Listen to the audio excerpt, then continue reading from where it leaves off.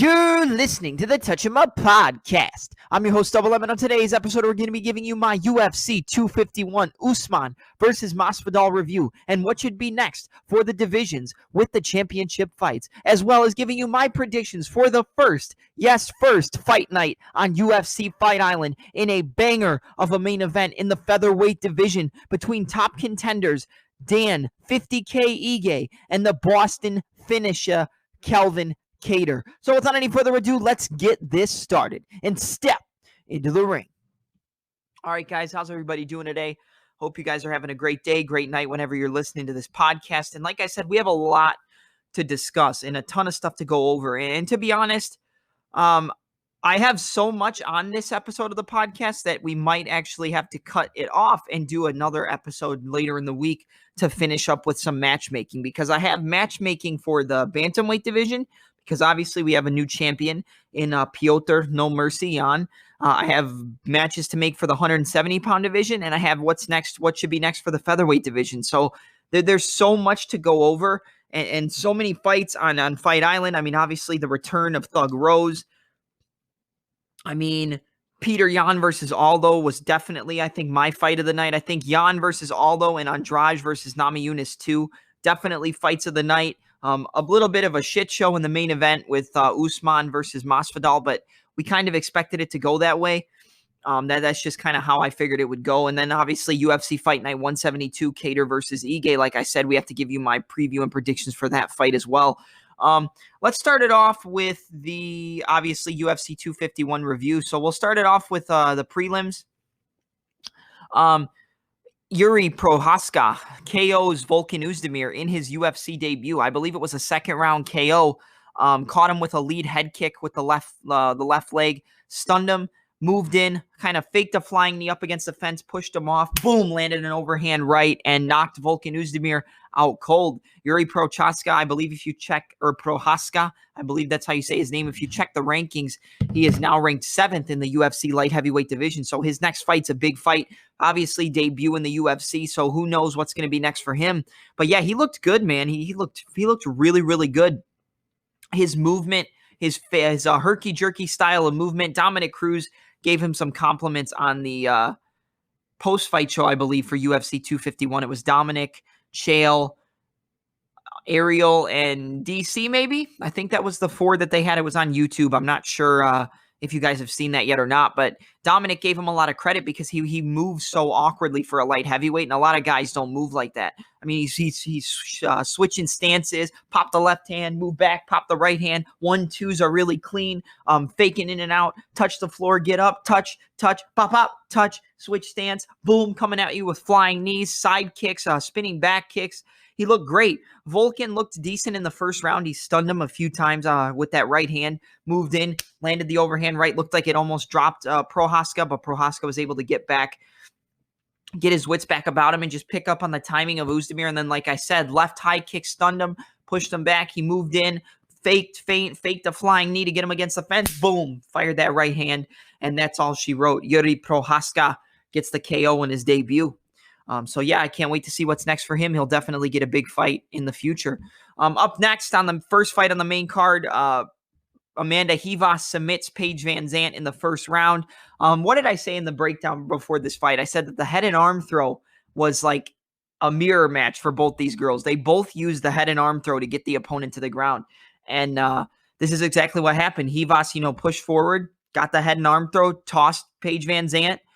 She got caught in a scramble, got in a belly down armbar, pulled it in, had the thumb up, I believe, thumb to the sky, pulled it down, popped her hips and got the tap with a belly down armbar. So Ribas gets the first round submission. Not really anything, not really something that anybody didn't expect. I told somebody if they're going to bet on this fight, put money on Paige, because there's no reason in betting like $600 on Ribas. I mean, obviously she won, so there would be some reason because you'd get some return on that. But Amanda Ribas, what's going to be next for her, I don't know. Paige Van Zant more than likely going to be testing the free agent market, maybe go to Bellator. I know her husband, I believe they're married. Yeah, they're definitely married. Is his name Austin Van Zant? Or I think that's his name. I know the guy, but I think, yeah, because it was Austin Vandervert, I think was his name before they got married. So he's in Bellator. More than likely, Paige will go over there and join him, and we'll see what happens for her. I think she has a lot of opportunity to make a lot of money outside of fighting with modeling, maybe doing some commercials for some MMA branding. She's pretty, she's beautiful. I mean, so she can get whatever she wants with advertising and stuff like that. So she can definitely move on for something outside of fighting, but if she wants to continue fighting, more than likely that's going to be outside of the UFC in Bellator. All right, Thug Rose, baby, Thug Rose, all day, all day. If you watch the fight, you'll know where that comes from. But Rose avenges the loss to Jessica Andrade in a war. What a phenomenal, phenomenal fight this was. And what I said before the fight is pretty much what happened. It was very, very similar to the original fight, but there were some brief adjustments that Rose made and some really, really good adjustments that Andrade made. Right away when you come out, we always said Andrade likes to kind of get on the inside and kind of maybe shift her head left and right, get in, and then rip the body and rip up top because she's so powerful. She's so stocky. She wants to come in, pop, pop, pop, pop, and eventually try to knock you out. The one thing that led her to get that position was when she pushed Rose up against the fence. She had to get in close, obviously, with those punches, close the distance, and then enter on that high crotch takedown position. She was not able to get Rose up against the fence in this fight. And I think one of the reasons was Rose didn't move as much on her feet in terms of, well, she moved when it mattered, is what I'm going to say. She moved a lot with footwork from left to right, lateral movement in and out, pivots, cutting angles, so that if Andrade came in, she could land that check hook and get off and circle. Pop, pop, 1-2, pop, pop, pop. 1-1-2. Those were all working really, really well for Rose. The inside low kicks and outside low kicks of Andrade were working very well as well on her side. But the biggest adjustments, and the funny thing is that she did this adjustment throughout the whole fight, but she didn't apply it. She didn't become successful with it and add to it until the third round, and that's why Andrade won the third round.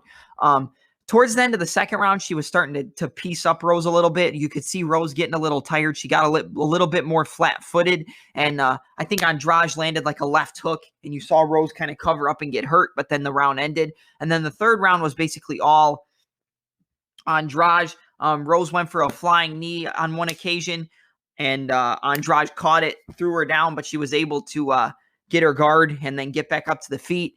But like I said, the one area Rose really had to avoid was getting pushed back against the fence, and she did that. In the first round, she was just moving, typical Thug Rose, in and out, fake in, pop, pop, fake in, jab, jab. Definitely one of the best, if not the best jabs in all of mixed martial arts. There's no fat, there's no wind up. She just pops it out there. It's like a fencer's jab. You come in, pop, come in, pop, come in, pop, pop. And it's always working. The jab, switch to the left hook, jab, check left hook, pivot, get away from the power. Rose was constantly turning Andrade around and turning and pivoting as Andrade pushed forward. There's another fight that happened in, which is going to be what we're talking about next. But every time Andrade tried to come in close, at least in the first two rounds, Rose would pivot to the side so that even if she came in forward, Rose kind of met her off and got off on an angle, so she'd kind of run into nothing. But yeah, I mean, Rose looked phenomenal in the first two rounds. And the weird thing is, if you listen to the corner advice, Andrade's corner said, we don't know what happened. You could have won the first two rounds. Great job. Or you could have lost 2 rounds. Let's go. Just keep doing what you're doing. It was something along those lines. And it's like, listen, if I'm a fighter in the corner and I think I lost the first 2 rounds, or maybe it's close, maybe it's 1-1, I'm never going to tell my corner or my fighter, or I'm never going to want my corner to tell me that you won the first 2 rounds, but you might not have, but just keep doing what you're doing and pick up the pace a little bit. That is so confusing because the fighter's going to be like, well, did I win the first 2 rounds? Did I win 1 round? Am I down 2 rounds to 0 and I have to get the finish? It didn't really affect Andrade because she came out looking for the finish in the third round anyway. Landed a beautiful right hand over the jab of Namajunas. That was one thing you saw Andrade doing, was obviously the head movement was way, way better for Andrade in this fight than any other fight in her career. Like I said, she would move inside, but she wouldn't move her head as much. She was kind of stationary as she closed the distance in her previous fights. In this fight, she would slip the jab, slip the right hand, slip, roll, slip, counter to the body, slip in, right hand to the body. And then when she hurt Rose in the third round, she slipped the jab to the inside, came over the top with the overhand right, stung Rose badly. You saw Rose kind of lose her balance and then got that hip toss, the judo toss, got on top and tried to finish her. But Rose was able to get her composure, control the wrist, get into a guard position, look for a triangle. I believe it was a triangle, and then maybe tried for the armbar. And then as Andrade kind of postured up, she kicked her off with her feet and got back up to the feet and made it through the rest of the round. But if it was a 5-round fight, I honestly believe Andrade probably would have finished Namajunas. But like I said, good performance from both women. Fantastic fight from both girls. And Thug Rose gets the split decision over Jessica Andrade, avenge the loss. What's next for Andrade? Somebody recommended that she fight Joanna Jędrzejczyk in a rematch. And if Joanna is going to come back, I think that's a phenomenal fight. I think that's a good fight to make. I think Andrade versus Joanna too is great for her. I don't know anybody else she would fight in that division currently. So yeah, for Andrade, I like that. And then for Rose, it has to be Wei Li. It's got to be Wei Li versus Thug Rose for the strawweight championship. Probably in November, I would think, if I'm going to guess. Maybe around October, November, maybe for like the MSG card, even though more than likely they won't be at MSG. It'll be at the UFC Apex or on Fight Island. Who knows? But yeah, phenomenal performance. And I think, like I said, it's got to be Weili Zhang versus Thug Rose Namajunas next. And yeah, Thug Rose, baby, all day, all day. All right, guys, let's get to the title fights, the triple header. We'll start with Petr Yan defeating Jose Aldo via a 5th-round TKO. Phenomenal fight. Probably my favorite fight on the card. Like I said, aside from Thug Rose. Really good performance from both competitors. Aldo definitely looked way better in this fight than I expected. You know, I expected him to come out and look good, try to land shots to the body, which he did. And then I expected Yan to kind of try to pressure him, but pressure him patiently, and then just eventually work to get the finish. And everything I said that would work for Aldo in this fight tended to work for Aldo in the fight. I said the low kicks, if Aldo went back to the low kicks, that would be a big problem for Yan, because although Yan does move and cut angles on his opponent, and kind of when the opponent cuts an angle, he'll turn in with him, or he'll hip bump on the inside and then push him off with the shoulder, pop, pop, pop, pop. And he did that against Aldo as the later the fight went. But, you know, Aldo landed a beautiful right low kick and swept out the legs of Petr Yan in the first round. I believe it was the first round. It might have been the second round. But he went to the low kicks and he used his kicking game a lot more in this fight than we've seen in previous fights. And that's really what helped him, I think. We always heard that Aldo was kind of weary to throw leg kicks or throw kicks to the body because he breaks his foot because he kicks so hard. But against a guy like Yan, who's more primarily more of a boxer, he keeps his hand or his stance kind of heavy. His stance is kind of heavy, and he'll lower his level, and then he can just get eaten up with those low kicks. As Yan moved in, left hook, boom, chop the right low kick, jab, pop, chop the right low kick. There was a point where Aldo, the low kicks were kind of getting read by Yan, so Aldo switched it up and went hook and then kick to the body, front kicks up the middle to the body, and then when Yan tried to close the distance later on in the fight, Aldo would go like fake the low kick and then come up with the knee up the center to catch Yan off guard and catch him coming in, because he's going to try to close that distance and get into a clinch position. The clinch wasn't really a huge factor in this fight, which is something I found extremely surprising. I thought that Yan was going to look to go 1-2, step forward, southpaw, and then get that underhook on that right side and then tie him up and try to break off with elbows. He did it, but he didn't do it as much as I expected him to. When it comes to what Yan did well, obviously, the shots to the body. The shots to the body, and then mixing up the combinations as the fight got longer.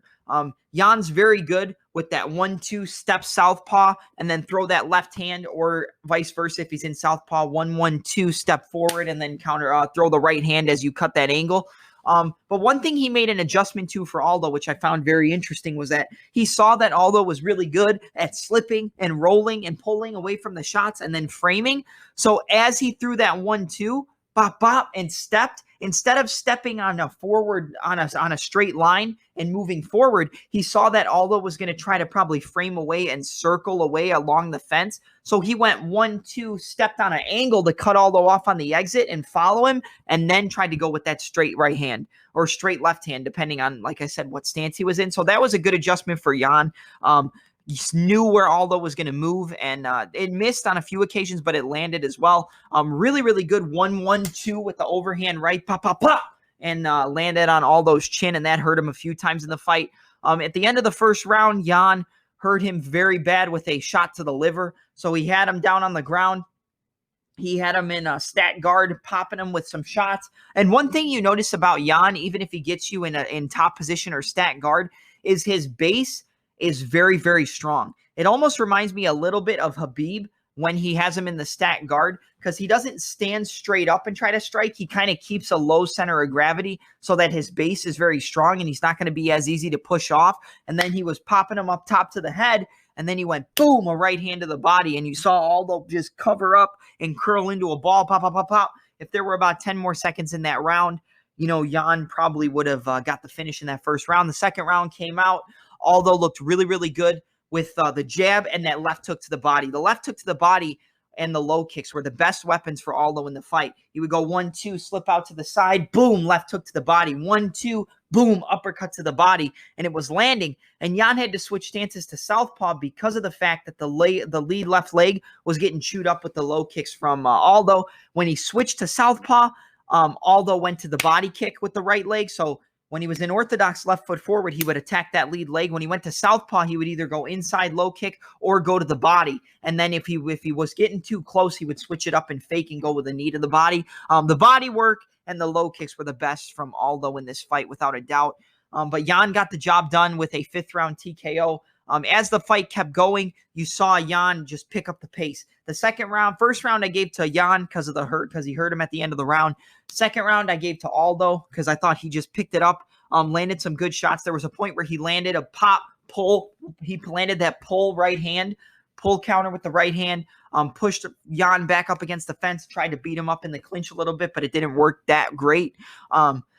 Made Jan switch stance, like I said, because of the low kick, so he would switch to southpaw, and then that's when Aldo would try to go to the body. The one thing I saw that Jan made an adjustment to was that he learned where Aldo was going to be as he would move his head, and then he would pivot. So Aldo always likes to, if you come forward, he'll pop you, but as he moves his head, he'll pivot. So he'll either check hook and pivot away from you, or he'll pop, pop, pop, roll, and then pivot to get the angle. But Jan knew that Aldo was good at this because obviously they've sparred before.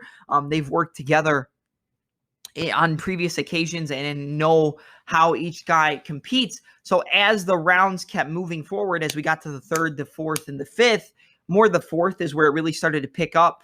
Jan would bump his shoulder to the inside so that as Aldo tried to angle, he would turn with Aldo and he would meet him head on. So Aldo would try to pop and turn, but as he went to turn, Jan would bump that shoulder in and turn with him so that even when Aldo turned to cut the angle, Jan was still right in front of him and he was cutting off the exits. So that's what he did. He would bump in, boom, rip a shot to the body, pop, pop, pop, body, uppercut to the head, boom, boom, boom, uppercut.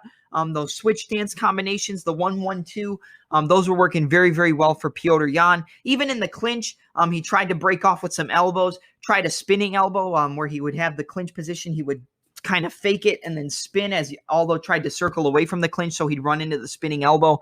But at the end came at the 5th round. You could see at the end of the 4th, Aldo got tripped, so he was up. He tried to throw a front kick. Jan caught it, pulled it forward, and then he tripped out that back leg, kind of with like a, I don't know what you would call it. It wasn't like a judo trip. It was more of just he kicked the leg out, so he put that lead leg. It was kind of like a reap, but a little different because a reap is more where you like hook the leg and then push forward with your hips. This time he just kind of grabbed the front leg, pulled it, kind of pushed Aldo off so his chest was to his back, and then kicked out the base leg. Got on top. He's very, very good from that like referee style position we see in amateur wrestling, good with landing ground and pound, good with trying to get his hooks in the back, and just work from that position. So he tripped him, and then at the 5th round, he came out Boom, boom, right hand as Aldo tried to pull away from it. It caught him. He pushed him forward, kind of shoulder bumped on the inside. Boom, ripped the uppercut up top to the head, and then I think he ripped to the body as he went down. And then he just jumped on him. Boom, boom, boom, boom, boom. Landing shot after shot after shot. Aldo tried to kick him off. He maintained control. This I think was in the. There was one position where I think you can just see how good Jan is as a grappler. And there was a point where, although when he gets hurt or he gets knocked down, if he's on his all fours and his back is towards you, he likes to roll onto the shoulder and then use that momentum to kick off on your hips. And the one thing that we saw Jan do, I think he was on like all fours as well, kind of in that referee position, trying to finish.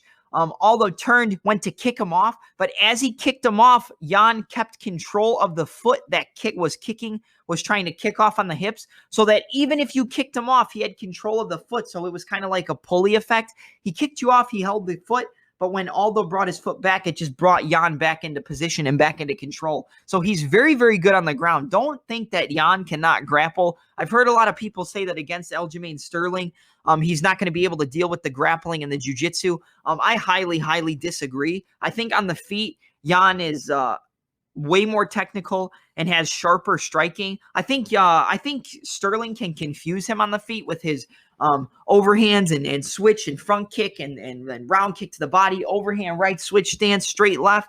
He's just kind of funky on the feet. You know, they call him the Funk Master for a reason. On the ground, I think if he gets the back of Piotr Jan, that's definitely an issue for anybody. You know, they don't call him the human backpack for no reason. But I think that Jan can beat Sterling. I don't think that Jan cannot beat a guy like Eljo.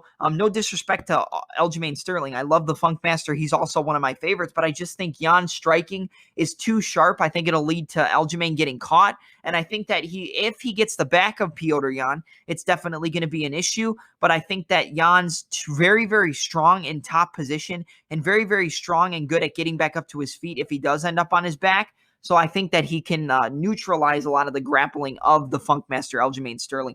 But that's definitely what's got to be next is Jan versus Sterling. I've heard some people say Jan and Garbrandt. I would love to see the fight, but I think Garbrandt needs one more win. But yeah, that's what I thought. And Jan wins via 5th round TKO. Like I said, he hurt him, dropped him, got on top, and just grounded and pounded him for about 2 minutes until the ref jumped in and stopped the fight. Then in the co-main event, a fight that a lot of people... Or you know what? Let's talk about the bantamweight division really quick before we get to the last two fights. We're not going to spend a lot of time on Usman and Masvidal because there wasn't really much to break down in that fight. It was kind of a one-sided beatdown. But let's talk about the bantamweight division. So Jan's the new champion, right? I know Henry Cejudo said he might want to come back. I think if he comes back, it would only be to fight Alexander Volkanovski for the featherweight championship. But here's what I think you do at 135 pounds. You do Piotr Jan versus the number 2 ranked Aljamain Sterling for the title. That's what's going to happen. Maybe MSG, Madison Square Garden. I think that's the right fight to make. Marlon Moraes versus Cody Garbrandt, number 1 versus number 4. I think that's a perfect fight, but there's a problem because Moraes just tested positive for COVID-19, so I don't think he'll be able to fight for a while. I know he offered the fight against Garbrandt in October. I think they can make that happen as long as Moraes recovers from COVID-19 and everything's okay. So I'm going to stick with that fight. I think number 1, Magic Marlon Moraes versus No Love Cody Garbrandt, 1 versus 4. I think that's a phenomenal fight. It's a tough fight for both guys, dangerous for both guys. And I think the wrestling of Garbrandt can give Moraes a lot of trouble, but and the pressure and just the speed. I don't know who's faster, honestly, because Moraes is very, very quick, but he tends to slow down as the fight moves on. Garbrandt doesn't really slow down. He usually just gets finished because, you know, his defense isn't as good, but working with Mark Henry and what we saw him do against Rafael Assunção with that fade away off the cage, pop, or lean over and then come back with the right-hand counter, that was great for Garbrandt. So I think Moraes versus Garbrandt is definitely next.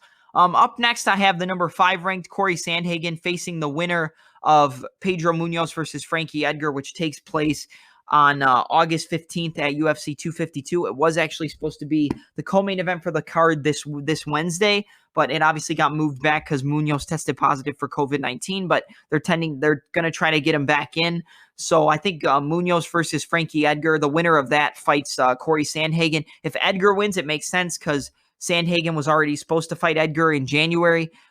If Munoz wins, Munoz versus Sandhagen's a great fight too. So Sandhagen versus winner of Munoz versus Edgar. Up next, a fight I think everybody would agree with that they want to see, and it makes sense for both guys, both coming off defeats. The number 6 ranked Jose Aldo, whenever he wants to come back, versus the number 12 ranked Dominic the Dominator Cruz. Aldo versus Cruz is the perfect fight to make for both guys. If Aldo beats Dominic Cruz, it's a former champion he beat, and he can get right back up into title contention. If Dominic beats Aldo, he beats somebody who just fought for the title, coming off a loss to Henry Cejudo himself, fighting for the title. So I think Aldo versus Cruz, and then the winner of that could maybe fight the winner of Sandhagen versus the winner of Munoz versus Edgar. I think that would make a lot of sense. So yeah, Aldo versus Dominic Cruz. That would be the number 6 ranked versus the number 12. Up next, I have the number 8 ranked Rafael Assunção facing the loser of Pedro Munoz and Frankie Edgar. You know, Assunção's coming off a few back-to-back losses. I think Assunção wants to come back and get a good fight, so he needs to fight the loser of Pedro Munoz versus Edgar. Munoz versus Assunção is a great fight, and Edgar versus Assunção is a great fight as well. So I definitely think that makes sense. Up next, I have the number 11 ranked Rob Font. He should fight the winner of this Wednesday's Stamen versus Jimmy Rivera, Cody Stamen versus Rivera. That's the number 9 versus the number 10 ranked contenders in that division. I think it's 8 and 9 now because the rankings got adjusted. So the number 8 ranked Jimmy Rivera versus the number 9 ranked Cody Stamen. The winner of that fight should fight Rob Font in his return. And then for the last fight, obviously we have Sugar Sean O'Malley's going to be fighting Marlon Chito Vera at UFC 252. Great fight, dangerous fight for both guys. Chito Vera is a phenomenal mixed martial artist, as is Sugar Sean O'Malley, so it's a tough test for both guys. I think the winner of O'Malley and Jimmy or Marlon Vera should fight the number 13 ranked John Dotson. If not, give him the loser of or the winner of Rob Font versus Stamen and Rivera. I think that makes sense. Actually, that's what I would do. So whoever wins O'Malley versus Chito Vera, if they don't want to give him John Dotson, even though I think that's a good fight, give whoever wins that fight the winner of Rob Font and versus the winner of Stamen and Rivera. So whoever wins Stamen and Rivera, I think Rivera's going to win. We'll talk about that later. So Rob Font versus Jimmy Rivera. The winner of that faces the winner of O'Malley and Jimmy Rivera, or the O'Malley and Marlon Vera. I'm sorry, I got tongue-tied. So, yeah, so let's go over it again. Jan versus Aljamain for the title. Moraes versus Garbrandt. Sandhagen versus the winner of Munoz versus Edgar. Jose Aldo versus Dominic Cruz. Assunção versus the loser of Munoz versus Edgar. Rob Font versus the winner of Jimmy Rivera and Cody Stamen. And then the winner of Marlon Chito Vera versus Sean O'Malley either fights John Dotson or fights the winner of Rob Font versus Jimmy Rivera, because I think Rivera's going to win. If Stamen wins, then it would be the winner of Font versus Stamen. Tell me everything. Tell me. What's next? You know what? Let's talk about you know what? We're going to cut it off here, and we're going to go to the next part, and we'll talk about the co-main event and then the main event. All right, guys, let's get back to what I was talking about with the Jan and Aldo fight, and then we're going to move to the co-main event. But you know what, to be honest, there was one more area that I don't think I covered in the previous part. It's all going to be together, but if I didn't cover it up to this point, Aldo, the one thing that Jan learned to do and Aldo learned to do as well, and he made adjustments, is Aldo would rip that hook to the body, right? When he was in an orthodox stance, left foot in front, right foot in back, boom, it would land on the liver, or it would land like to the sternum, just boom, boom, and dig to the body. But when Jan switched southpaw because of how bad his legs were getting chewed up, and it was to give Aldo a different look, he would wrap it around to like almost hit the back. So it would pop, and he would make the hook go a little bit wider and hook it around the body. So instead of digging it up the middle and kind of digging it in, he would dig it in, but he would come at a wider angle so it could go around the arm that was going to block the body of Jan. And the one thing Jan did, which shows you how good and how responsible he is and how much he sees in the fight, is that the later the fight went, when it got to the fourth, when it got to the end of the third and the fourth round, Aldo would try to rip that hook to the body and go around the elbow, and his left hand would be down because, you're throwing the shot with the left hand, so your chin's exposed. So he would let him throw that, catch it on the elbow, and then come back with his own left left or right hook. I think he did it more from southpaw. So he would block it. So in a southpaw stance, he'd throw that hook to the body. Jan would duck, cover with that elbow, and then counter over the top because his defense was down. But yeah, let's get to the co-main event. Alexander Volkanovski edges Max Holloway and retains the featherweight championship via split decision. Let's be honest. I know it's going to be the first thing everybody thinks. Aldo or Volkanovski did not win that fight. Holloway got robbed. What the hell? These judges don't know what they're talking about. Dana White even said he got robbed. No, there was absolutely no robbery. No robbery at all. It was a very, very close fight, a very, very technical fight. The first round, I definitely gave it to Holloway. I thought him going back to his kicks was a big adjustment against a guy like Volkanovski, because we knew that Volkanovski was going to look to land low kicks and get on the inside. So by Holloway throwing roundhouse kicks to the head, spinning back kicks to the body, it was keeping Volkanovski away, keeping him at range so he couldn't close that distance and get in too close. So I gave the first round to Max. I gave the second round to Max as well because he was able to land that uppercut to the left hook, or I think it was an uppercut to a left hook. As Volkanovski closed the distance and came inside, boom, boom, uppercut up the middle, lift the head up, land that left hook. That stunned Volkanovski a few times, but that high kick in the first round definitely stole the round for Max and sealed it. And then in the second round with the uppercut and the left hook constantly landing and him just kind of dictating the pace and really getting into his swagger that Max Holloway normally does, I gave the first two rounds to Holloway. The third round is the round that everybody seems to dispute on. They don't know who won the third round. Who actually won the third round? What was really the key? Holloway won the round. He won 3 rounds to 2. You know what? I watched the fight again, and to be honest, I thought, you know what? Let's actually look at highlights from the third round, and I'll kind of walk through what I saw. Max did really well in the first 2 rounds. Like I said, he landed that left hook and then got that opened up the lane for the right body kick. He was just a lot more patient and a lot more relaxed in this fight than he was in the first fight. He tried to, I think he tended to push the pace a little too hard in the first fight and try to close that distance a little too much. In this one, he used the kicks, stayed at longer range like he should have done in the first fight, and it was working. You know, the right kick to the body, the front kicks, the spinning back kicks to the body as Volkanovski circled to his right side, which was the power side, and obviously dropping him with that head kick. And then in the second round, it was more the same. He tried to enter with that side kick to the leg, fake and feint, and then Holloway or Volkanovski would go right hand, left hook as he stepped in, double jab, try to land the overhand right. But I definitely gave the first 2 rounds to Max. That's pretty easy to see. I don't think you could give the first 2 rounds to Volkanovski anyway. He landed better in the second round with the hooks and the low kicks. Really good left hook as he would switch from southpaw to orthodox. He would step through either from orthodox to southpaw and land the overhand right, or step from southpaw to orthodox and land the overhand left hook. Really, really good work from Volkanovski and Holloway, but definitely gave the first 2 rounds to Max. Even Volkanovski knew, you could see it. Because Volkanovski got hit, like I said, that uppercut to that left hook to the angle. The third round, I'm watching it again right now, just highlights. Max tried to go with a jumping front kick to the body. Volkanovski tried to land some low kicks and get Holloway moving back a little bit. He covered up. Came in, was able to get inside on Holloway a little more in the third round, land the overhand hook to the right hand, hook to the right hand, switch southpaw.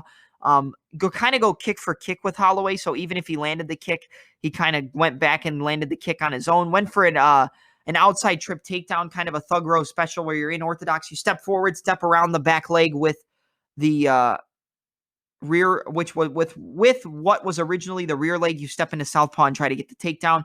Really good jabs from Volkanovski in this round. He was a little bit more active, and I think he just landed more strikes in that third round. So I gave the third round to Volkanovski. Very, very close round, but I thought he did enough to edge it out. And then the fourth and the fifth round, I think it was pretty clear that Volkanovski kind of finally got a read on what Holloway wanted to do. He landed the jab more often, landed the overhand right.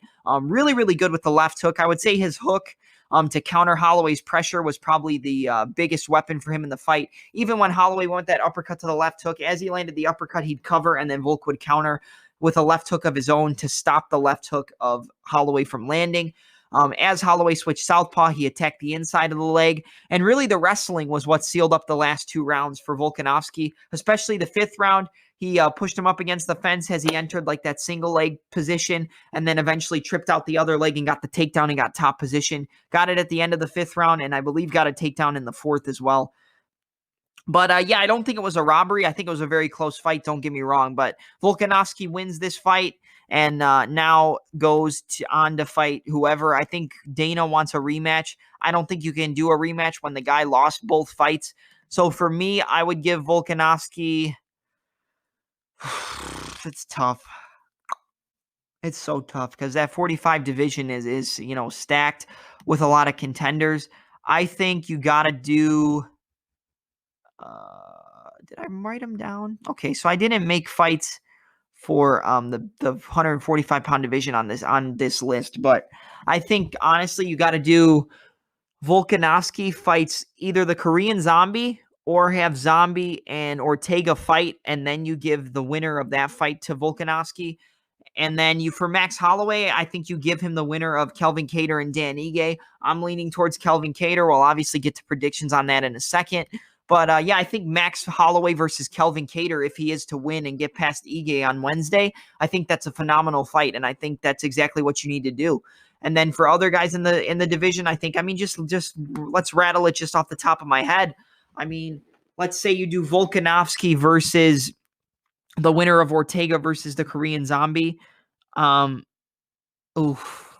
You know what? Nah. Okay, here's what I'm going to do.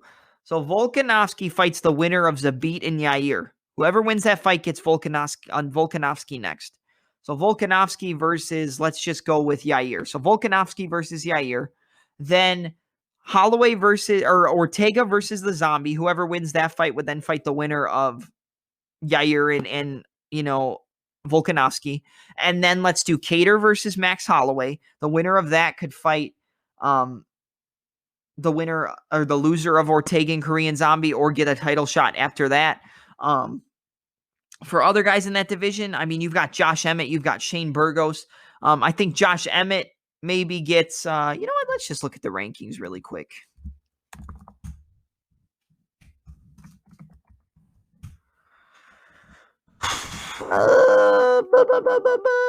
Let's see. So, all right. So let's see. Well, we got Frankie Edgar's ranked 7th at 145, but he's at 35, so I'm not going to count him. Let's do Josh Emmett versus. Oof, so tough. All right, let's go over this again. So let's do the winner of Yair and Zabit facing Volkanovski. So Volkanovski versus the winner of Yair Zabit. Let's do Ortega versus Chan Sung Jung. Whoever wins that can get the winner of Volkanovski and Zabit. Or Volkanovski and Yair, because I think Yair beats Zabit. Let's go Holloway versus Kelvin Kattar. Let's go Josh Emmett versus the winner of. Yeah. All right, let's give Josh Emmett the loser of Kelvin Kattar and Max Holloway. And then let's do Jeremy Stephens versus Ige, because I think Ige loses this fight against Kattar. So it would be both guys coming off losses to Kelvin. So Stephens versus Ige. Let's do Shane Burgos versus the winner of Ige and Jeremy Stephens. And then let's do Arnold Allen versus Ryan Hall. Let's do Super Sadiq Youssef versus Hakeem Dawodu. I think that's what you do for 145 pounds. I think it makes all the sense in the world. And yeah. So let's move to the main event. We won't talk about this for long because it was a pretty shitty main event.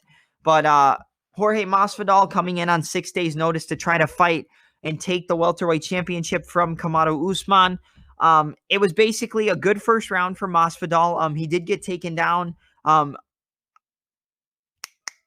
Usman was able to catch the inside kick of Masvidal, hike it up, and get a double leg, get on top. But Masvidal was able to get back up to his feet.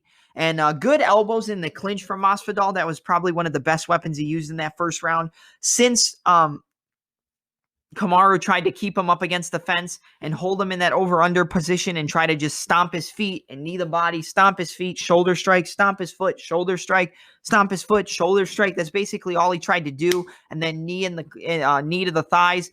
Very, very technical game plan, but not definitely not an entertaining fight. You could see after that first round, Masvidal was kind of just getting tired and really good, really good takedown defense, better than I expected. I'm not gonna lie. I think his takedown defense was head and shoulders better than I thought it was going to be, but it still wasn't enough, and he still got taken down quite a few times, and Usman landed some good ground and pound. Usman won the fight, I believe, 50-45 times 2, 49-46 on one card, so that's 5 rounds to 0 on 2 cards, and then 4-1 on the other cards. I had it 4-1. I think Masvidal won the first round, and then Usman just dominated for the rest of the fight. A lot of just pushing him up against the fence, trying to tire him out. Like I said, stomping the feet, shoulder strike, controlling the wrist, take him down. He gets back up, go back to the over-under clinch, go back to the double under, stomp the foot, shoulder strike, punch, shoulder strike, stomp. That was basically the whole fight. It was basically a crotch-sniffing fiesta. But you know what? Good fight to say the least. Or you know what? Good performance from Usman. Not going to gain him any fans, but he got the job done. So yeah, I mean, it is what it is. And yeah, that's it for UFC 251. So yeah, let's move on. Let's talk about what fights you should make for the 170-pound division for the UFC. Because now we're kind of in who fights Usman. It's going to be Gilbert Burns. We're getting Usman versus Burns. Dana White already said it. So Usman defends the title against Gilbert Burns. For up next, I think you do Colby Covington versus Leon Rocky Edwards. That's number 2 versus number 4. I think that's a great fight to make. I think whoever wins that fight would then get the winner of Usman versus Burns. And then I think you do Jorge Masvidal versus the loser of Colby Covington and Leon Edwards. I think that's a big fight nonetheless, depending on who wins and loses. I'm not sure who would win, Covington or Edwards, because I think Edwards is criminally underrated. He doesn't get enough credit for how good he is on the ground. He's way better on the ground than people give him credit for, with controlling position and getting takedowns. Against Covington, that's not going to be his forte. He's going to try to keep it on the outside. I think his clinch game and his elbows from the clinch are phenomenal. His elbows from in close, phenomenal. I think Edwards versus Covington is perfect. It's number 2 versus number 4. And I think that's the next fight to make. So Usman versus Burns, Covington versus Edwards. You give Masvidal the loser of Colby Covington and Leon Edwards. Then that would be number 3. Masvidal. I think Masvidal's number 4 now. So number 4 versus 2 and the winner, or versus the loser of 2 and 3. So it makes sense. I think Tyron Woodley, who's ranked 5th, I think you give him the number 9 ranked Rafael Dos Anjos. I think Dos Anjos and Woodley is the perfect fight to make right now. I think that's an interesting matchup, and I'd love to see it. Up next, I have a really good fight. I think number 6 ranked Stephen Wonderboy Thompson. Give him the number 10 ranked Jeff Hands of Steel Neal.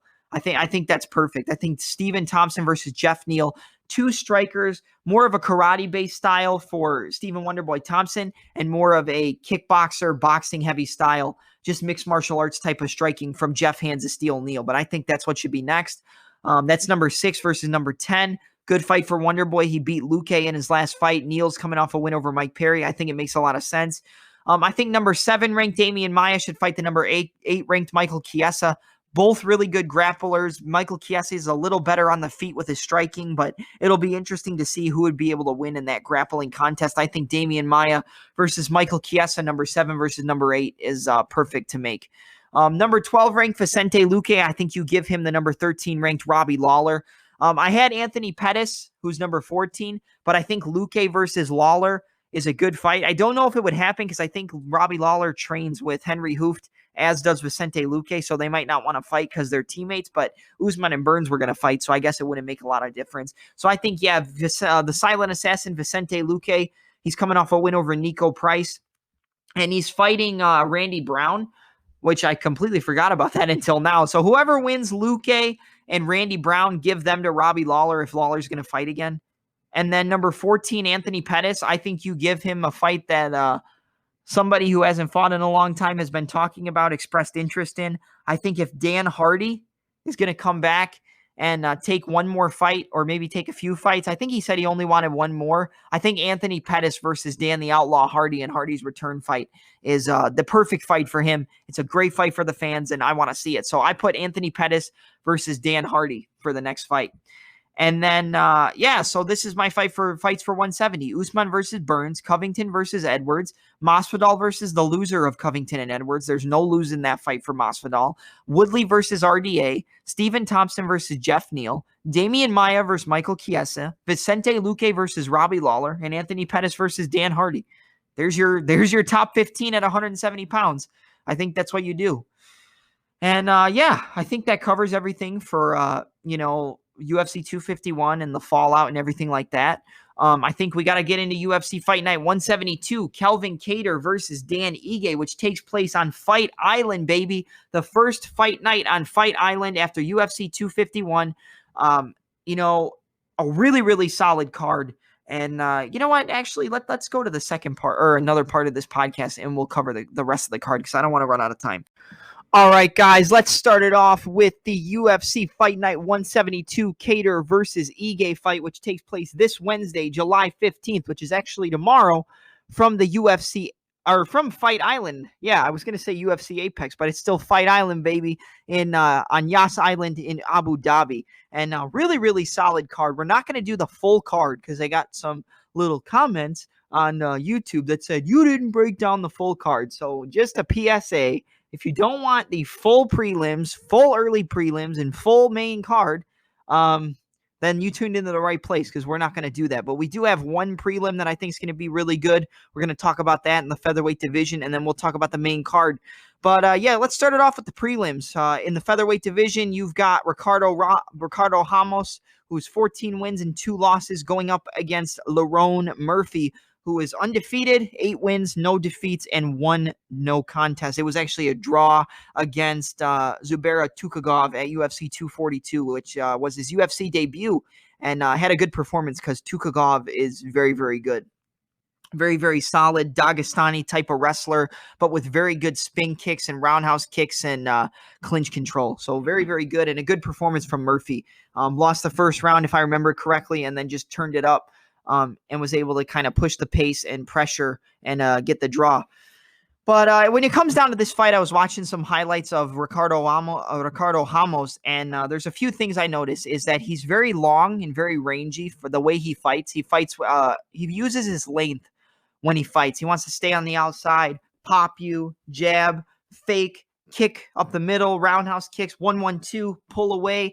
Doesn't really tend to keep his hands up in a traditional guard. Kind of just keeps his hands pretty low. Pop you, slip. He is very comfortable, I would say, when you throw a lot of punches. He likes to kind of slip his head off to the side, and maybe he'll kind of come in and try to counter. So that could work good against a guy like Lerone Murphy. Ricardo Ramos, though, is very, very good on the ground. Really good grappler.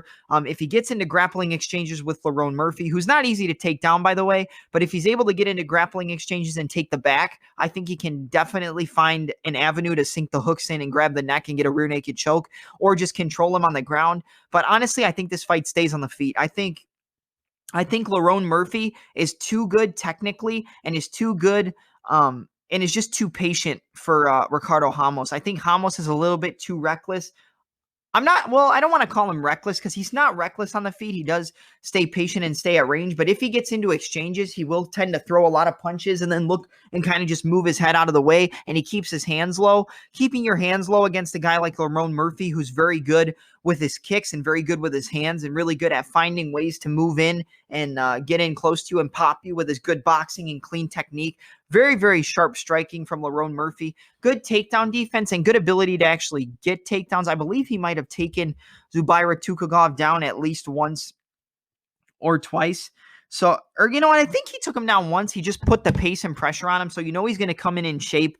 It's a good fight. I do give Ramos the advantage on the ground, but I think Murphy's going to be able to stick and move, keep him away, keep him at a range where Ramos isn't, comfortable, and is going to be able to pop him with his striking. Probably maybe try to go for some inside and outside low kicks, but I think if he tries that with outside kicks, Ramos is going to try to hike it up and take him down, hike the leg up off the kick and then take him down. But yeah, I'm going to go with Lerone Murphy to get the win, and I think he does it via decision. I think Ramos is just, well, you know what? Oh, this is such a tough fight. I'm going with Murphy, but there's one other area which I think I covered where Ramos is very good with spinning elbows. So if you try to close the distance and you don't set it up, he can time you coming in and use a spinning elbow and try to catch you. He caught another one of his opponents before.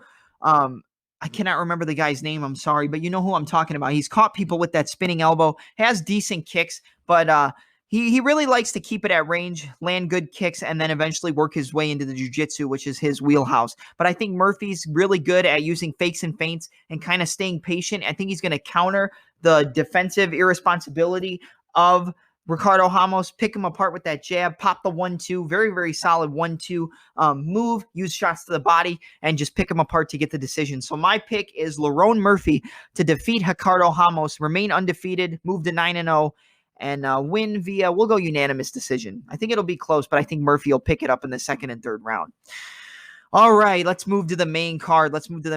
Guys. Up first in the welterweight division, we have the return of Abdul Razak Al Hassan, which if you guys don't know who this guy is, he trains out of Fortis MMA. If you don't know anybody from that gym, I mean, you've got guys like Uriah Primetime Hall, you've got the coach, Saif Sayud, and you've got Jeff Hands of Steel Neal. There's so many good guys coming out of Fortis MMA, and Abdul Razak Al Hassan is one of those guys. This guy is a powerhouse. He is a powerhouse. He reminds me, if I was going to make a comparison, this is a big, big comparison, and some people are probably going to hate me for this, but he's the Francis Ngannou of the 170-pound welterweight division, because the guy doesn't technically throw with a lot of technique. He's good with uppercuts up the middle. He landed a very, very good uppercut against Sabah Homasi and put him out with one shot.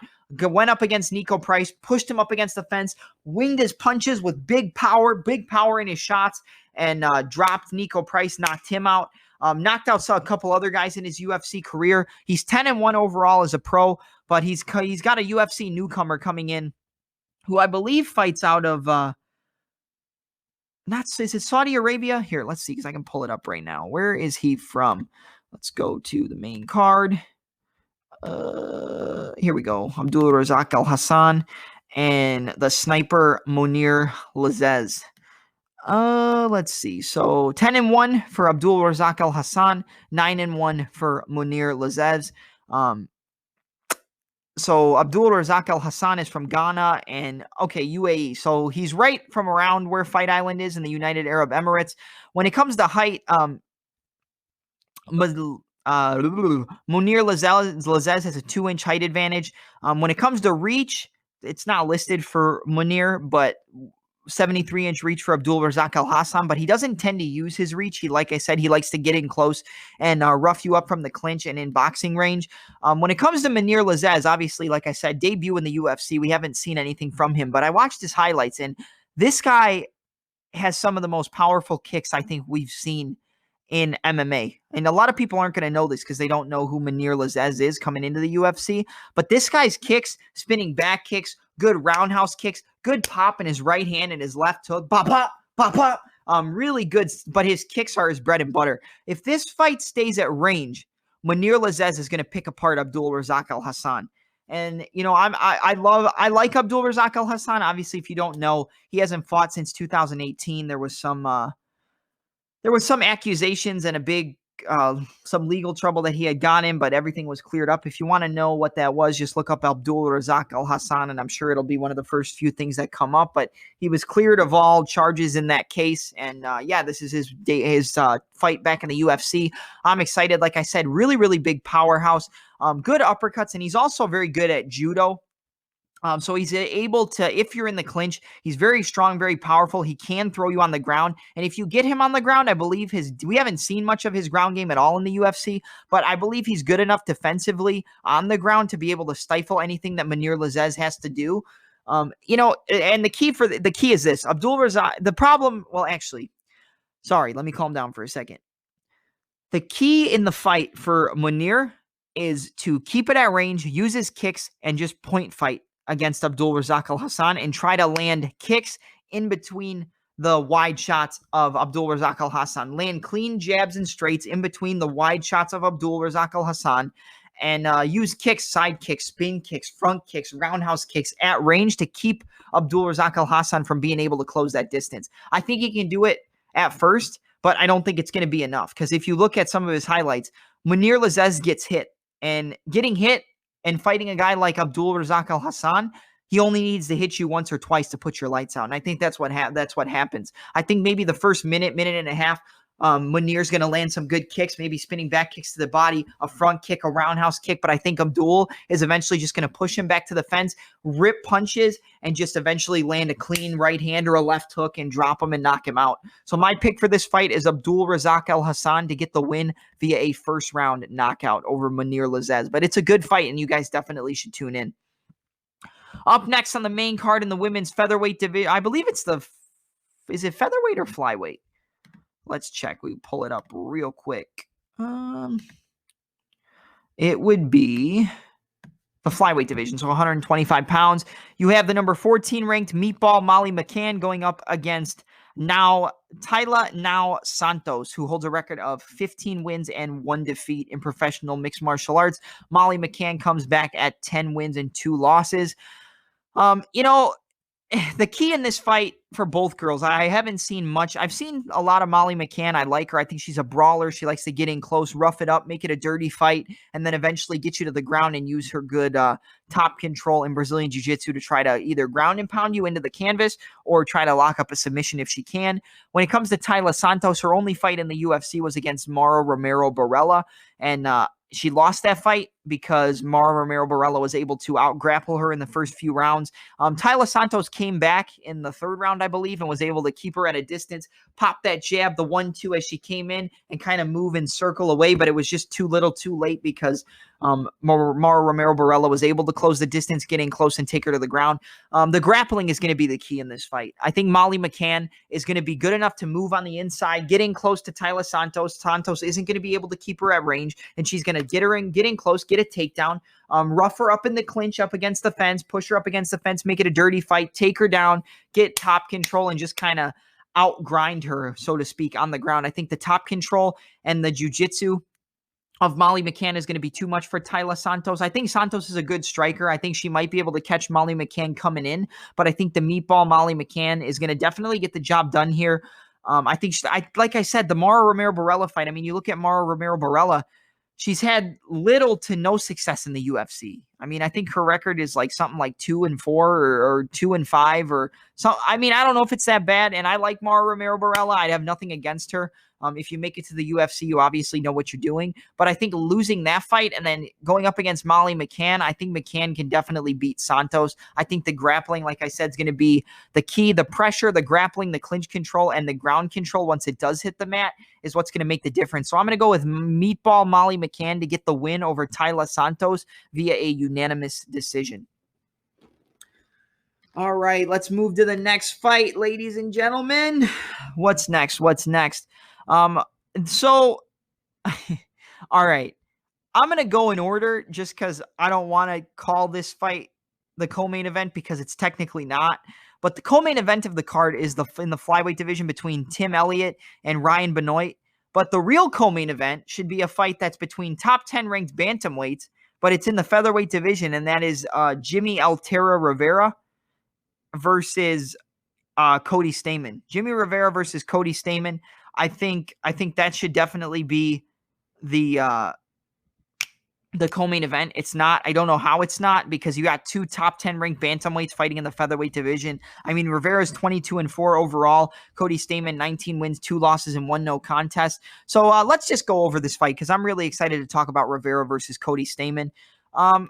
Let's go to let's go to the fight right now. So it's obviously at 145 pounds, but it's between 2 bantamweight contenders in the top 10 of that division. Cody the Spartan Stamann versus Jimmy Altera Rivera.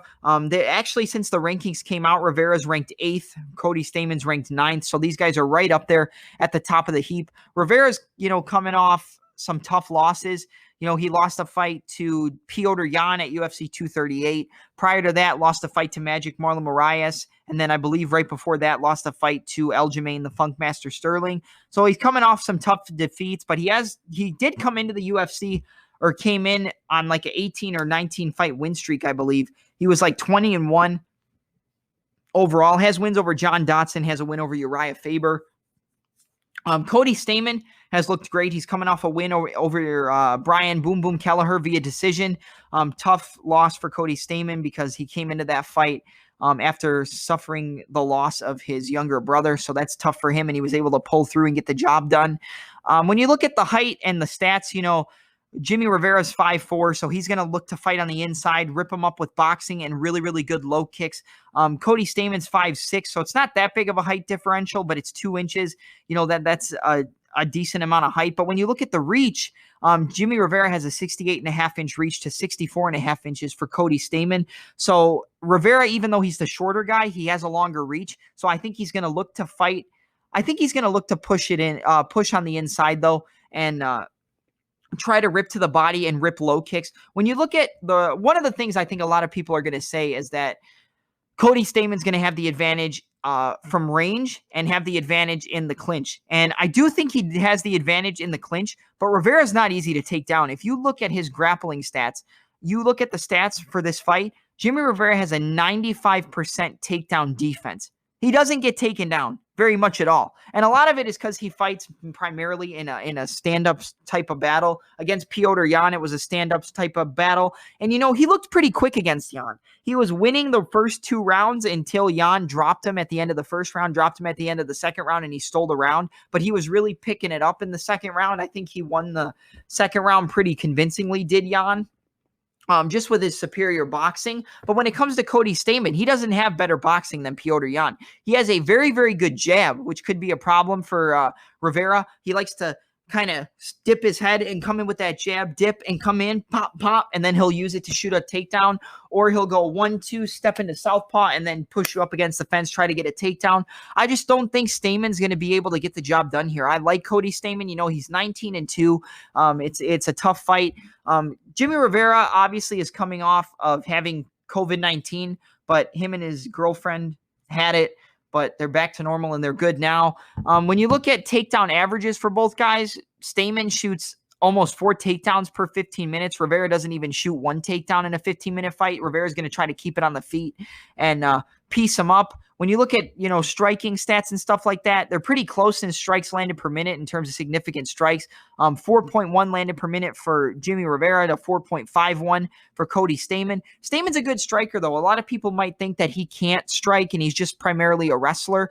He is more of a wrestler, but he uses really good striking and good martial arts style of kicks, good side kicks, good roundhouse kicks. When he switches to southpaw, look for that left high kick. He has a more powerful kick from a southpaw stance than he does from an orthodox stance. I think his left kick to the body and left kick to the head could prove to be problematic for Jimmy Rivera. But I just think when it comes to it, Jimmy Rivera is not easy to take down. So it's going to be harder for Stamann to set up takedowns. And fighting a point fighting type of style, if you can't wrestle Rivera, is a recipe for disaster. People don't understand how good this guy is. He's had a bit of a rough patch, but his losses came to Yan, Moraes, and Sterling. Those guys are right up there in the top of the heat for the title shot next. So you can't really discredit the guy that much. So I think Jimmy Rivera gets the job done here, and I think he gets it done via unanimous decision. I think when Stamann tries to close the distance and get a takedown, he's going to get the takedown stuffed. I think Rivera's boxing, good with his hands, 1-1-2, 1-2-3, good hooks, good check hook to inside and outside low kicks. I think Rivera can use that jab and fake and feint, pop, pop, pop, get the strikes off and get out of the way. So I think the technical striking of Jimmy Rivera and the takedown defense plays the difference. And I think Jimmy Rivera gets the job done here via unanimous decision. I'm going to go with Jimmy Altero Rivera to defeat Cody the Spartan Stamann via unanimous decision. Tough fight, but it's a good fight nonetheless. All right, let's go to the co-main event. We're not going to spend a whole lot of time on this because I want to talk a lot about that main event. All right, in the flyweight division, you have the number 11 ranked Tim Elliott versus Ryan Babyface Benoit. When you look at their records, Tim Elliott's 16-11-1, Brian Benoit's 10-6. I looked at some highlights of Benoit. He is a good striker, good 1-2s, really good power in his left hook and his right hand. So it's really just kind of rudimentary striking. He likes to try to get in close and then hit you with good shots. With Tim Elliott, he's going to definitely have an advantage in the grappling. When you look at his last fight, I don't think his last fight was against Askar Askarov, but he might have had a fight prior to that. Let's see. I can actually pull that up. What was his last fight? I think he fought somebody else not too long ago. Let's see. Tim Elliott. So, oh yeah, Brandon Royval on May 30th. So not even that long ago. He lost via a second round submission. I believe Royval caught him in a anaconda choke or something like that and got the submission. But Tim Elliott does have good all-around striking, and I think the real key for this is just he's going to be too tricky for Ryan Benoit. I've picked Tim Elliott before, and it's bit me in the ass because of just how good his performance was against Demetrius Johnson and how good he looked in some of his fights. He kind of reminds me of like a more crazy style of Dominic Cruz. You know, like I said, it's like the poor man's version of Dominic Cruz when it comes to his footwork, his movement, and just his angles. But he has good head movement. He has a good ability to change stances and cut off on angles and use pivots. I think Benoit's going to just try to push forward and try to knock him out. I think Elliott's going to be able to get out the way. I think he's going to be able to use takedowns and use that judo throw. If Benoit closes the distance, he's going to look to go with that judo toss and the hip toss and get him to the ground. And I think on the ground, he has an advantage over Ryan Benoit. I just think Tim Elliott's better everywhere the fight goes against a guy like Benoit. Like I said, not to say Benoit isn't good. He's got good striking. He's a decent fighter all the way around, but I just think he's better everywhere. He's fought the better competition. So I'm going to go out on a limb here, and I'm going to pick Tim Elliott to get the win via unanimous decision over Ryan Benoit. And that is the co-main event of the evening, by the way. All right. Let's talk about the main event. In the featherweight division, you have the number 6 ranked Kelvin Kattar, who's 21-4 overall as a pro mixed martial artist, going up against the number 10 ranked 50K Dan Ige, who holds a record of 14 wins and 2 losses. Kelvin Kattar's coming off a win over Jeremy Stephens with that vicious second round elbow knockout where he caught Stephens coming in, boom, landed that elbow, dropped him and finished him. Dan Ige's coming off a questionable win over Edson Barbosa in Barbosa's featherweight debut on, I believe it was May 16th. And that was a good fight. But I thought Barbosa edged it out. I just think he dropped Ige with the elbow in the first round. And then in the second round, he hurt him to the body with that kick to the body, and he ripped really good shots to the body, did Edson Barbosa. The kicking game was a big problem. But, the pressure of Ige, the one thing you can say about Ige, and you can't get it twisted, is Ige comes to fucking fight. Ige comes to bite down on his mouthpiece, and he is not going to give you space. And even if you hit him and you hurt him, he's still going to come right back and try to get it back. If he gets stunned, he'll jump with a flying knee and try to close the distance. He'll come in and try to rough you up. Against a guy like Kelvin Kattar, that could be a recipe for disaster, though. Let's look at some of the stats. With the height, Kelvin Kattar has a 4-inch height advantage over 50K Dan Ige. Reach advantage is pretty close. 1-inch reach advantage for Kelvin Kattar, 72 inches to a 71-inch reach for Dan Ige. Leg reach, 40 inches for Kelvin and 38 inches for Ige. That could be a little bit of a factor with that front kick up the middle. I think he could use that against Ige nonetheless. When it comes to breaking down win percentages, Kelvin Kattar has 52% of his wins coming by way of KO. Dan Ige, 23% of his wins by knockout. 10% of the wins by submission for Kattar. 38% for Ige, so he's good in the grappling, good with rear naked chokes and trying to get your neck and submit you. And be a decision, they're actually even. 38% of the wins coming by way of decision for both guys. So 52% of wins by KO, 10% by submission, and 38% by decision for Kattar, and 23% by KO, 38% by submission, and 38% by decision for Dan 50K Ige. Average fight time's pretty close, 10 minutes and 14 seconds for Kelvin Kattar and 11 minutes and 1 second for Dan Ige. Significant strikes per minute, Kattar's just a little bit more active with 5.29 strikes per minute to 4.14 for Ige. Strike percentages, which is actually kind of surprising for me. Ige is actually more accurate with the significant strikes. Kelvin Kattar has a 41% accuracy to a 49% accuracy for Dan Ige. Punches absorbed per minute, 6.46 for Kattar and 3.67 for Ige. So Ige is better defensively.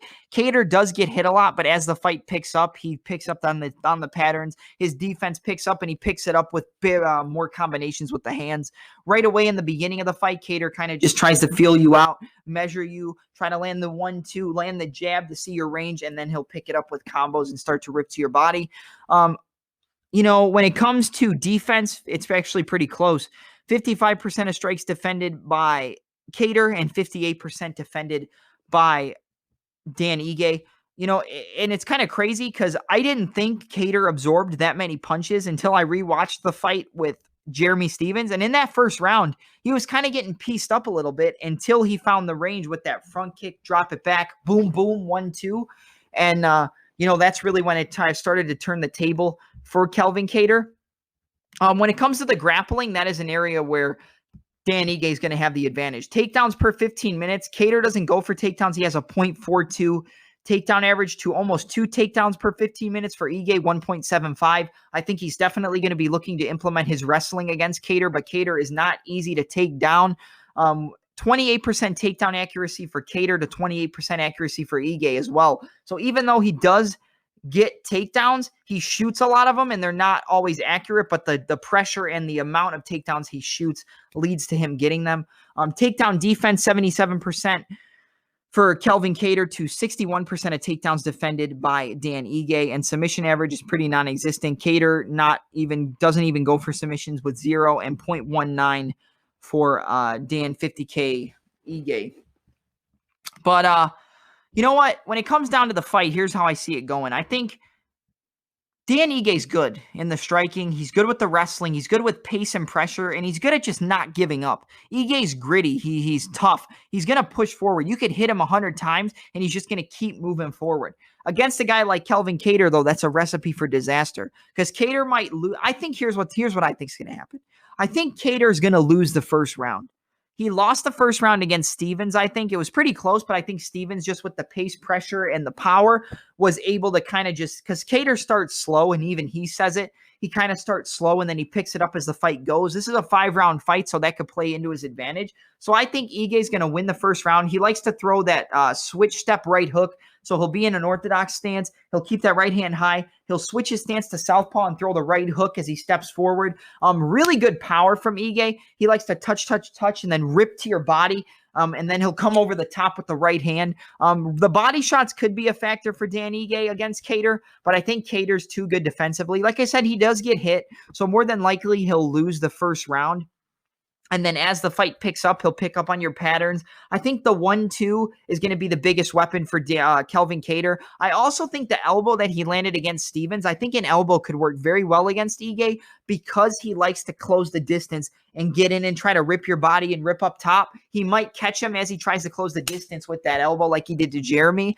Stephens and Ige fight very, very similar to each other. They're not exactly the same, but they move forward. Ige obviously is better in the clinch positions and with the takedowns and the top control on the ground. Stephens doesn't tend to shoot takedowns at all, but they do fight very similar. They're trying to knock you out with their punches. They don't really set up a whole lot of shots. Ige will set up with ripping up top and then dig into the body, but so does Jeremy Stephens. He'll touch, bop, bop to your body.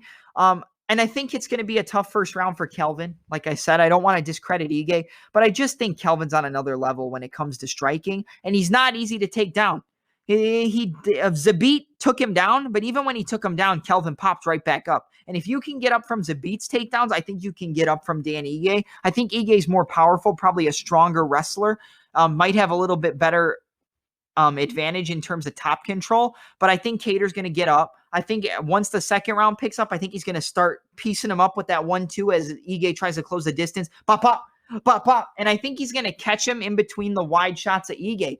Ige doesn't really throw straight punches. They're more looping and kind of coming around the side or coming up the middle or coming up to going down to the body and then coming up. I think Kattar just picks up on the pace, picks up on the patterns, and starts piecing them up with combos. 1-3-2, 1-1-2, 1-2-3, dig to the body. 1-2-3, dig to the body. I think Kattar's definitely going to invest in the body work against Ige, and I think Kattar's just too much for Dan Ige nonetheless. I think those the body work with the kicks for Barbosa was good, and the body work, with the kicks, like I said, it caught him on the liver. It hurt him to the body. I think that could definitely be a factor for Kattar if he tries to go with that front kick up the middle, but you have to watch out for the Ige to catch the kick and take you down. But when it comes down to it, like I said, I just think Kattar is better. I think he loses the first round, comes back, picks up the pace, pop, pop, pop, pop, pop, pop, starts landing combinations, intercepts the wide shots of Ige with straight, clean punches, rips to the body, and I think he's going to get a third round knockout. So I'm going to go with Kelvin Kattar to defeat Dan Ige via a third-round knockout. A lot of people I hear are saying the second round. I don't think so. I think Ige's tough. He's durable. But I think the technique, Ige might have more power when it comes to the raw power, but Kattar's sharper. And when you're sharper in the striking, the power adds up over time. And it's actually more powerful because, like Conor McGregor said, precision beats power and timing beats speed. And I think that's what the case is with Ige versus Kattar. So Kelvin Kattar to defeat Dan Ige via a third-round knockout. Thank you guys for listening. I hope you enjoyed. We'll be back soon, probably with the predictions for Figueiredo and Benavidez too, and then I'll get back to some wrestling down the line. Thank you guys for listening. Like I said, leave a review for the podcast anywhere you can. That's Spotify, Apple Podcasts, Google Podcasts, Stitcher, Anchor, anywhere you can get the Touch 'em Up podcast. Leave a review, send it to your friends. It's going to be on YouTube probably in the next day or probably by tonight because the fights are tomorrow. Thank you guys for listening. I'm your host, Double M, and I'm out. Tell everybody about the podcast that you can. Thank you. Goodbye.